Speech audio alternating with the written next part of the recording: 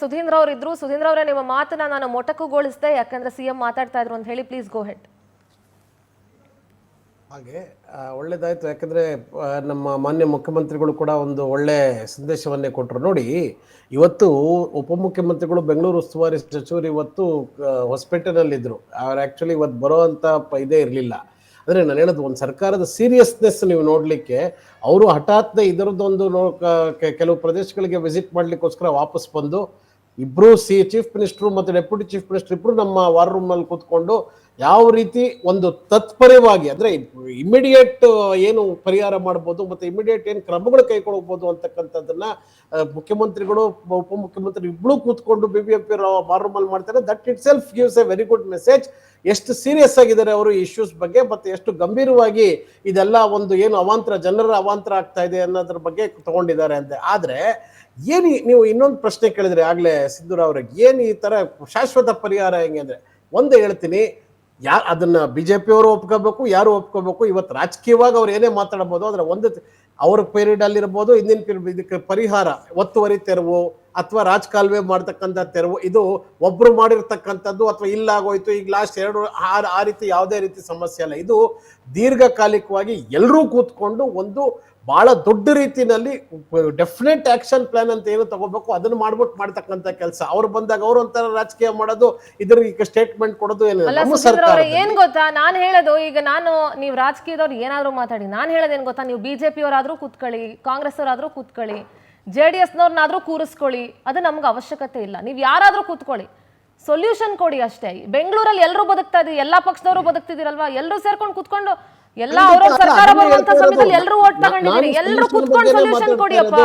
ಇವತ್ತು ಸೊಲ್ಯೂಷನ್ಗೆ ಮತ್ತೆ ನಮಗೆ ಈ ಸಮಸ್ಯೆಯ ಗಂಭೀರತೆ ಎಷ್ಟಿದೆ ಅನ್ನೋದಕ್ಕೆ ಮುಖ್ಯಮಂತ್ರಿಗಳು ಉಪಮುಖ್ಯಮಂತ್ರಿಗಳು ಸ್ವತಃ ಕೂತಿರೋದೇ ಅದೇ ಒಂದು ನಿಮಗೆ ಗೊತ್ತಾಗ್ತದೆ. ಅವ್ರು ಸೊಲ್ಯೂಷನ್ ಕೊಡ್ಲಿಕ್ಕೆ ಮತ್ತೆ ಜನರಿಗೆ ತೊಂದರೆ ಆಗೋದನ್ನು ತಡಿಲಿಕ್ಕೆ ಅವರೇ ಮುಂದೆ ಕೂತ್ಕೊಂಡು ವಾರ್ ರೂಮ್ ಅಲ್ಲಿ ಅವ್ರು ಅದನ್ನ ನಿರ್ವಹಣೆ ಮಾಡ್ತಾ ಇದ್ದಾರೆ ಅನ್ನೋದೇ ಒಂದು ದೊಡ್ಡ ಮೆಸೇಜು. ಅಂದ್ರೆ ಎಷ್ಟು ಗಂಭೀರವಾಗಿ ಸರ್ಕಾರ ಈ ಒಂದು ಸಮಸ್ಯೆಯನ್ನು ಪರಿಗಣಿಸಿದೆ. ಆಮೇಲೆ ಇನ್ನೂ ಒಂದು, ನೀವು ನ್ಯಾಚುರಲ್ ಆಗಿ ನೀವು ಹೇಳಿದ್ರಿ ಯಾರು ಏನು ಮಾಡ್ಲಿಕ್ಕಾಗಲ್ಲ, ಬಟ್ ನ್ಯಾಚುರಲ್ ಆದ್ರೂ ಕೂಡ ಸುಮಾರು 130 ಇಂದ 140 ಮಿಲಿಮೀಟರ್ ಮಳೆ, ಅದ್ಯಾವ್ದು 1 ಸೆಂಟಿಮೀಟರ್ ಮಳೆ, ಅದ್ಯಾವುದು ಒಂದು ತಡಿತಕ್ಕಂಥ ಅಥವಾ ತಳ್ಳಾಕುವಂತ ವಿಷಯ ಅಲ್ಲ. ಹಾಗಾಗಿ ಹೌದು, ನೀವು ಇದು ಸರ್ಕಾರದ್ದೇ ವೈಫಲ್ಯ ಅಂತಕ್ಕಂಥ ಯಾವುದೇ ಒಂದು ವಿಷಯ ಇಲ್ಲ. ಸರ್ಕಾರ ಸೂಕ್ತವಾಗಿ ಏನು ಕ್ರಮ ಕೈಗೊಳ್ಬೇಕು ತಗೊಂಡಿದ್ದಾರೆ. ಆಮೇಲೆ ಉಪಮುಖ್ಯಮಂತ್ರಿಗಳು ಕೂಡ ಇವತ್ತು ಎಲ್ಲಾ ರೀತಿ ಯಾವ್ಯಾವ ಕ್ಷೇತ್ರಕ್ಕೆ ವಿಸಿಟ್ ಮಾಡಿ ಅಲ್ಲಿ ಏನೇನು ಪರಿಹಾರ ಕೈಗೊಳ್ಬೇಕು ಅಂತ ಮಾಡ್ತಾ ಇದ್ದಾರೆ. ಮುಖ್ಯಮಂತ್ರಿಗಳು ಕೂಡ ನಾಳಿದ್ದು, ನೋಡಿ ಅಲ್ಲಿ ನಮ್ಮ ಇಂಧನ ಸಚಿವರು ಕೂಡ ಇದ್ದಾರೆ, ಮುಖ್ಯಮಂತ್ರಿಗಳು ಕೂಡ ನಾಳಿದ್ದು ಬಂದು ನಾನು ಕಂಪ್ಲೀಟ್ ರೌಂಡ್ಸ್ ಮಾಡ್ತೀನಿ, ಇನ್ನಷ್ಟು ಹೆಚ್ಚಿನ ಇದಕ್ಕೇನು ಮಾಡಬೇಕು, ಇದಕ್ಕೆ ಸೂಕ್ತ ಪರಿಹಾರ ಮಾಡ್ತೀನಿ ಅಂತ ಹೇಳಿದ್ದಾರೆ. ಸರ್ಕಾರ ಒಂದು ಹೇಳಬಲ್ಲೆ, ಯಾವ್ದು ಏನೇ ರೀತಿಯ ಉಲ್ಲೇಖ ಮಾಡಿದ್ರು ಸರ್ಕಾರ 100% ಅಲರ್ಟ್ ಆಗಿದೆ. ಸರ್ಕಾರ ಈ ಸಮಸ್ಯೆಗೆ ಸ್ಪಂದಿಸ್ತಾ ಇದೆ. ಸರ್ಕಾರ ಜನರದ್ದು ಏನೇ ಒಂದು ತೊಂದರೆಗೆ ಯಾವುದೇ ಒಂದೇ ಒಂದು ಹಿಂಜದೆ ಸೂಕ್ತ ಪರಿಹಾರ ಕೊಡ್ಲಿಕ್ಕೆ ಸರ್ವಸನ್ನದ್ಧವಾಗಿದೆ. ಓಕೆ ಗಣೇಶ್ ಸರ್, ಹವಾಮಾನ ಇಲಾಖೆ ಕೆಲವು ದಿನಗಳ ಹಿಂದಷ್ಟೇ ಮುನ್ಸೂಚನೆ ಕೊಟ್ಟಿತ್ತು, ಬೆಂಗಳೂರಿನಲ್ಲಿ ಮುಂದಿನ 5 ದಿನಗಳ ಕಾಲ ಹೆಚ್ಚಿನ ಮಳೆಯಾಗುತ್ತೆ ಅಂತ ಹೇಳಿ. ಅದರ ನಡುವೆಯೂ ಕೂಡ ಈ ತಗ್ಗು ಪ್ರದೇಶಗಳಲ್ಲಿ ಜನ ಮನೆ ಕಟ್ಕೊಂಡ್ಬಿಟ್ಟಿರ್ತಾರೆ, ರಾಜಕಾಲುವೆಗಳು ಒತ್ತುವರಿ ಆಗಿರುತ್ತೆ, ಕೆರೆ ಒತ್ತುವರಿ ಮಾಡ್ಕೊಂಡು ಕಟ್ತಿರ್ತಾರೆ. ಎಲ್ಲೊಂದ್ ಕಡೆ ಅಂಥದನ್ನ ಯಾವುದೇ ಸರ್ಕಾರಗಳು ಬಂದ್ರು ಅದನ್ನ ಫಸ್ಟ್ ತಡೆ ಒಡ್ಡಿದ್ರೆ ಒಂದು ಹಂತಕ್ಕೆ ಸಮಸ್ಯೆಗೆ ಪರಿಹಾರ ಸಿಗಬಹುದೇನೋ ಅಂತ ನನ್ಗೆ ಅನ್ಸುತ್ತೆ. ಐ ಡೋಂಟ್ ನೋ, ನೀವು ಹಲವು ವರ್ಷಗಳು ಕಾರ್ಪೊರೇಟರ್ ಆಗಿ ಕೆಲಸ ಮಾಡಿದಂಥವ್ರು, ನೀವು ಹೇಳಬೇಕು ಬೆಂಗಳೂರಿನ ಸಮಸ್ಯೆಗೆ ಸೊಲ್ಯೂಷನ್ ಏನು ಅಂತ ಹೇಳಿ. ಮೇಡಮ್ ಅವರೇ, ಸಮಸ್ಯೆಗಳು ಯಾವತ್ತೂ ಯಾವ ಸಾಯಲ್ಲ, ಅದು ಇದ್ದೇ ಇರುತ್ತೆ ಒಂದಲ್ಲ.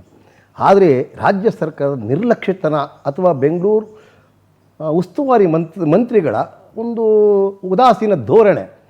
ನೀವು ಹೇಳಿದ್ರೆ ಹವಾಮಾನ ಇಲಾಖೆ ಪ್ರತಿ ದಿವಸನೂ ಎಚ್ಚರಿಸ್ತಾ ಇತ್ತು, ತುಂಬ ಮಳೆ ಬರುತ್ತೆ, ತುಂಬ ಮಳೆ ಇಲ್ಲಿ ಎಲ್ಲೆಲ್ಲಿ ಘಟನೆಗಳಾಗಿದೆ ಅದು ಹೊಸ ಘಟನೆಗಳಲ್ಲ, ಇದೆಲ್ಲ ಹಳೆಯ ಘಟನೆಗಳಿಗೆ ನೀವು ಕಳೆದ ಬಾರಿ ಕೂಡ ವಾರ್ ರೂಮಲ್ಲಿ ಇದ್ದಾರೆ ಮಾನ್ಯ ಇವರೇ ಸುಧೀಂದ್ರ ಅವರೇ, ನೋಡಿ ಇಲ್ಲೇ ಫೋಟೋ ತೋರಿಸ್ತೀನಿ. ಕಳೆದ ವರ್ಷವೂ ಕೂಡ DK ಶಿವಕುಮಾರ್ ವಾರ್ ರೂಮಲ್ಲೇ ಮಾತಾಡಿರೋದು ನಾನು ತೋರಿಸ್ತಾ ಇದ್ದೀನಿ, ನೋಡಿ ನನ್ನ ತಿಳಿದೆ. ಹಾಗಾಗಿ ವಾರ್ ರೂಮ್ಗೆ ಹೋಗಿ ಬಂದ ಮಾತ್ರಕ್ಕೆ ಸಮಸ್ಯೆ ಬಗೆಹರಿತು ಅಂತ ಭಾವಿಸಬೇಡಿ. ಅಧಿಕಾರಿಗಳು ಏನು ಮಾಡ್ತಾ ಇದ್ದಾರೆ, ಅಧಿಕಾರಿಗಳಿಗೆ ಇವತ್ತು ಸಬಾರ್ಡಿನೇಟ್ಸ್ ಇಲ್ಲ. ಯಾಕೆಂದರೆ ಮಳೆಗಾಲ ಬಂದರೆ ಅಧಿಕಾರಿ ಹೋಗಿದ ತಕ್ಷಣ ಆಗಲ್ಲ, ಯಾಕೆಂದರೆ ಗುತ್ತಿಗೆದಾರರಿಗೆ ದುಡ್ಡು ಕೊಟ್ಟಿಲ್ಲ, ಅವನು ಸರಿಯಾಗಿ ನೇಮಿಸ್ಕೊಳ್ಳೋಕ್ಕೆ ಸಲಕರಣೆಗಳಿಲ್ಲ. ನಾನು ಯಾರನ್ನೂ ದೂಷಣೆ ಮಾಡ್ತಿಲ್ಲ, ನಿಮ್ಮ ನಿರ್ಲಕ್ಷ್ಯತನ. ನೀವು ಈ ರೀತಿ ಮಳೆ ಬರುತ್ತೆ ಸಾರ್ವಜನಿಕರಿಗೆ ಅನಾನುಕೂಲ ಆಗಬಾರ್ದು ಅಂತ ಕನಿಷ್ಠ ಕಳಕಳಿ ಇದ್ದಿದ್ದರೆ ಇಷ್ಟೊಂದು ಆಗ್ತಿರ್ಲಿಲ್ಲ. ಏನು ಸುಧೀಂದ್ರ ಅವರ ಮಾತಾಡ್ತೀರಾ, ಅಂಗೈ ಹುಣ್ಣಿಗೆ ಕನ್ನಡಿ ಬೇಕಾ ಅಂತ ಎಲ್ಲಿಂದನೋ ಬಂದು ವಾರ್ ರೂಮಲ್ಲಿ ಕೂತು ಮಾತಾಡೋ ಅವ್ರ ಕಳಕಳಿಯನ್ನು ನಾನು ಒಪ್ಪಿದ್ರೆ ಪ್ರಾಮಾಣಿಕತೆ ಬೇಡವಾ? ಮುಖ್ಯಮಂತ್ರಿಗಳು ಮನೆಗೂ ವಾರ್ ರೂಮ್ಗೆ ಎಷ್ಟು ದೂರ ಇತ್ತು, ಅವ್ರ ಆಫೀಸಲ್ಲೇ ಕರೆದು ಮಾತಾಡು. ಇಂಥ ಒಂದು ಟೋಪಿ ಹಾಕೋ ಕೆಲಸವನ್ನು ಬಿಟ್ಟು ಸ್ವಲ್ಪ ಪ್ರಾಮಾಣಿಕತೆ ಬೇಕು. ನಾನು ಎರಡನೇದಾಗಿ ಇವತ್ತಿನ ಪೇಪರಲ್ಲೇ ಹೇಳಿದರೆ ಕಾಮಗಾರಿ ತ್ವರಿತವಾಗಿ ಪೂರ್ಣಗೊಳಿಸಿ. ಯಾವಾಗ ಮಾಡಬೇಕು? ನಿಮ್ಗೆ ಅನುಭವ ಇದೆ, ನೀವು ಒಂದು ಸ್ವಲ್ಪ ಹಿರಿಯರು, ತಿಳುವಳಿಕೆ ಇದೆ. ಯಾವಾಗ ಮಾಡಬೇಕು?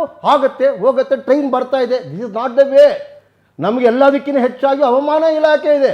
ಬೆಂಗಳೂರು ನಗರಕ್ಕೆ ನಮಗಿನ್ನ ಬುದ್ಧಿವಂತರವರು, ಏನಾಗ್ತಾ ಇದೆ, ಏನಾಗಬಹುದು, ಎಲ್ಲಾಗಬಹುದು ಅಂತ. ಬಟ್ ಈ ಒಂದು ಘಟನೆಗಳನ್ನು ನೀವು ಸರಿಯಾಗಿ ಮಾಡಿದರೆ ಇಷ್ಟಾಗ್ತಿರಲಿಲ್ಲ. ಇದರಲ್ಲಿ ಉಸ್ತುವಾರಿ ಮಂತ್ರಿಗಳ ವೈಫಲ್ಯನೂ ಕಾಣ್ತಾ ಇದೆ. ಅವ್ರಿಗೆ ಪುರ್ಸೊತ್ತಿಲ್ಲ ರೀ. 100 ಕಾಂಗ್ರೆಸ್ ಭವನ ಕಟ್ಟಬೇಕು, ದಕ್ಷಿಣ ಕನ್ನಡದಲ್ಲಿ 7-8 ಜನ MLA ಗೆಲ್ಲಿಸಬೇಕು, ಅಲ್ಲಿ ಇದು ಮಾಡಬೇಕು, ಅವ್ರು ಮುಖ್ಯಮಂತ್ರಿ ಆಗಬೇಕು, ಎಲ್ಲಾ ಕಡೆ ನೋಡಬೇಕು, ಬೆಂಗಳೂರು ಉಸ್ತುವಾರಿ ನೋಡಬೇಕು.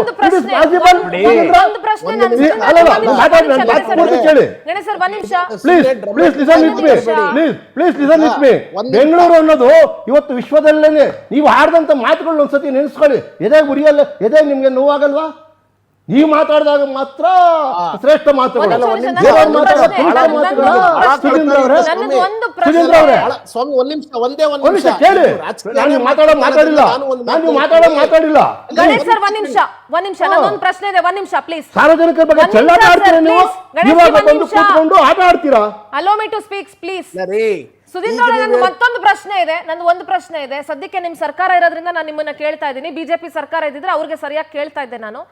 ಕಳೆದ ಬಾರಿ ಮಳೆ ಬಂದಾಗ್ಲೂ ಕೂಡ ಸಾಯಿ ಲೇಔಟ್ ಸಮಸ್ಯೆ ಏನು, ಬೇರೆ ಬೇರೆ ಲೇಔಟ್ಗಳ ಸಮಸ್ಯೆ ಏನು ಅನ್ನೋದು ನಿಮಗೆ ಗೊತ್ತಿತ್ತು. ನಿಮಗೆ ಇನ್ ದ ಸೆನ್ಸ್ ನಿಮ್ಮ BBMP ಗೊತ್ತಿತ್ತು. ಇದೇನು ಹೊಸ ಸಮಸ್ಯೆ ಅಲ್ಲ. ಆಸ್ ಗಣೇಶ್ ಅವರು ಹೇಳ್ದಂಗೆ ಮಳೆ ಬಂದಂತ ಸಂದರ್ಭದಲ್ಲಿ ಮಾತ್ರ ಅವಾಗ ಯಾಕೆ ಆ ಸಮಸ್ಯೆ ಗೊತ್ತಿರುತ್ತಲ್ವಾ? ಈಗ ಅವ್ರು ಹೇಳಿದ್ರು, CM ಮಾತಾಡ್ತಾ ಹೇಳ್ತಾ ಇದ್ರು, ಟ್ರಾಫಿಕ್ ಪೊಲೀಸ್ ಅವರು DCM ಮಾತಾಡ್ತಾ ಹೇಳ್ತಾ ಇದ್ರು 132 ಜಾಗಗಳನ್ನ ಅವರು ನೋಟ್ ಮಾಡಿದ್ದಾರೆ, ಪಾಯಿಂಟ್ ಔಟ್ ಮಾಡಿದ್ದಾರೆ ಅಂತ ಹೇಳಿ.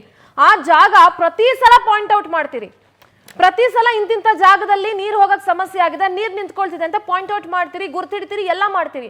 ಆ ಮುಂದಿನ ವರ್ಷ ಮಳೆ ಬರುವಂತ ಆ ಮಧ್ಯದ ಆ ಟೈಮಲ್ಲಿ ಯಾಕೆ ಅದನ್ನ ಸಮಸ್ಯೆನ ಪರಿಹಾರ ಕಂಡುಕೊಳ್ಳೋಕೆ ನೀವು ಟ್ರೈ ಮಾಡಲ್ಲ, ಅಥವಾ ಅದಕ್ಕೆ ಸಮಸ್ಯೆ ಬಗೆಹರಿಸೋದಕ್ಕೆ ನೀವು ಯಾಕೆ ಟ್ರೈ ಮಾಡಲ್ಲ? ಅಲ್ಲಲ್ಲ, ಬಗೆಹರಿಸೋದು ಅದನ್ನೇ ಹೇಳ್ತಾ ಇರೋದು. ಅದ್ರ ಜೊತೆಗೆ ಉಪಮುಖ್ಯಮಂತ್ರಿಗಳು ಕೂಡ ಅದಕ್ಕೆ ಕೂಡ ನಿಮಗೆ ಉತ್ತರವನ್ನ ಕೊಟ್ಟರು.